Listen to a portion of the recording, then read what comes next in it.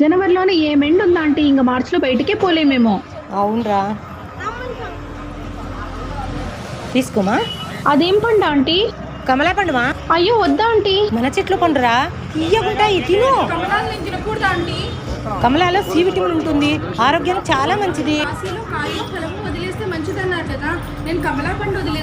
కాయో ఫలము వదిలి రావడం అంటే శాస్త్ర ప్రకారం కాయాపేక్షను ఫలాపేక్షను గంగలో వదిలి కాశీ విశ్వేశ్వరుని దర్శించుకోమని అర్థం.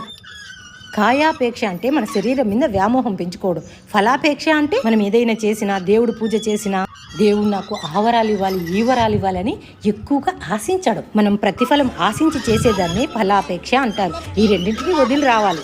అంతేగాని కాకరకాయో బీరకాయో వదిలేసి వస్తే ఆ పరమేశ్వరుడికి ఏం లాభం?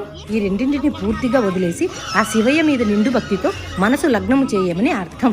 మరి మా అత్త ఎట్లా చెప్పింది? నాకు తెలిసింది నీకు చెప్పాను.